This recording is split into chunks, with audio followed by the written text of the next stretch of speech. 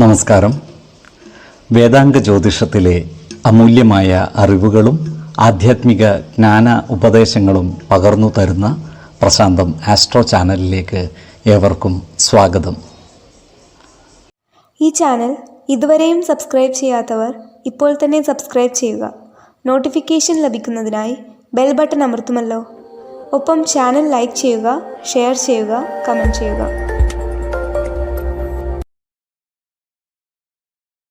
കൊല്ലവർഷം 1199 മിഥുന സംക്രമം ഉത്രം നക്ഷത്രത്തിലാണ്.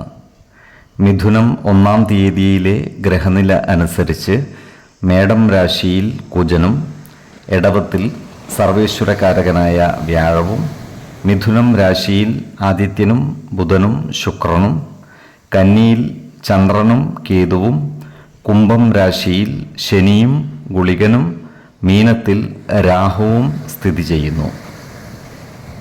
കാർത്തിക നക്ഷത്രത്തിൽ ജനിച്ചവർക്ക് മിഥുനമാസം പൊതുവെ ഗുണഫലങ്ങൾ കൂടിയിരിക്കും.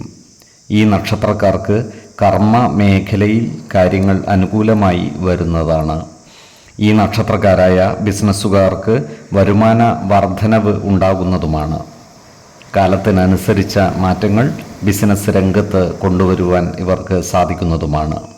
പുതിയ ബിസിനസ് സംരംഭങ്ങൾ ആരംഭിക്കുന്നതിനും ഇവർക്ക് സാധിക്കുന്നതാണ്. പത്രം, ടെലിവിഷൻ തുടങ്ങിയ സമൂഹ മാധ്യമങ്ങളിൽ പ്രവർത്തിക്കുന്ന ഈ നക്ഷത്രക്കാർക്ക് കർമ്മരംഗത്ത് ശോഭിക്കുവാൻ സാധിക്കുന്നതാണ്. ക്രിയാത്മകമായ പ്രവർത്തനങ്ങളിലൂടെ സമൂഹ മനസ്സിൻ്റെ അംഗീകാരം നേടിയെടുക്കുവാൻ ഇവർക്ക് കഴിയുന്നതാണ്.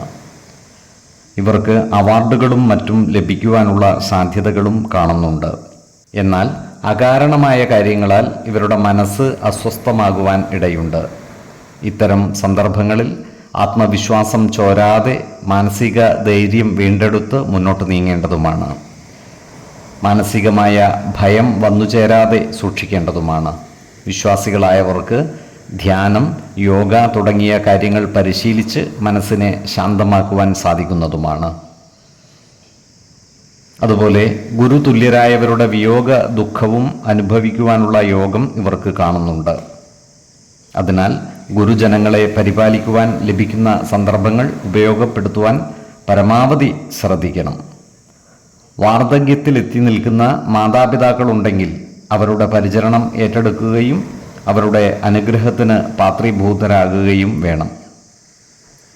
ഈ നക്ഷത്രക്കാർ അവരുടെ ആരോഗ്യകാര്യങ്ങളിൽ ഒരു പ്രത്യേക ശ്രദ്ധ പതിപ്പിക്കേണ്ട ഒരു മാസം കൂടിയാണ് മിഥുനം.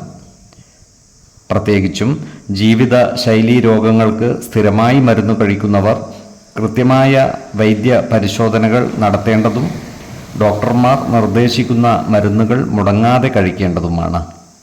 പോഷക സമ്പന്നമായ ആഹാരം കഴിക്കുകയും ആവശ്യമായ വ്യായാമവും വിശ്രമവും ചെയ്ത് ശരീരത്തെ പരിരക്ഷിക്കേണ്ടതുമാണ്. 2, 15, 25 തീയതികൾ അനുകൂലമാണ്. ഈ നക്ഷത്രക്കാർ ജനിച്ച സമയത്തെ അടിസ്ഥാനമാക്കിയുള്ള ജാതകത്തിലെ ലഗ്ന രാശിയുടെയും ലഗ്ന അധിപന്റെയും സ്ഥിതിയും ശുഭ പാപ ഭാവങ്ങളുടെ സ്ഥിതിയും ഓരോ രാശിയിലെയും ഗ്രഹങ്ങളുടെ സ്ഥിതിയും അനുസരിച്ച് ഇവരുടെ പൊതുഫലത്തിൽ ഏറ്റക്കുറച്ചിലുകൾ ഉണ്ടാകുവാനിടയുണ്ട്. കുടുംബ ദേവതകളെയും ഇഷ്ടദേവതകളെയും ഉപാസിക്കുന്നത് ഇവർക്ക് ആയുരാരോഗ്യ സൗഖ്യമേകും. ഇഷ്ടദേവതാ മന്ത്രം 108 തവണ ദിനംതോറും ലിഖിത ജപം ചെയ്തു വരുന്നത് ഇവർക്ക് സർവ ഐശ്വര്യങ്ങളുമേകും. നല്ല വ്യക്തി സാധനകളോടെയും ഉപാസനകളോടെയും മുന്നേറിയാൽ സർവേശ്വരാനുഗ്രഹത്താൽ ഇവരുടെ സർവകാര്യങ്ങളും മംഗളകരമാകും. നന്ദി, നമസ്കാരം. ജ്യോതിഷരത്നം പ്രശാന്ത് കണ്ണോം.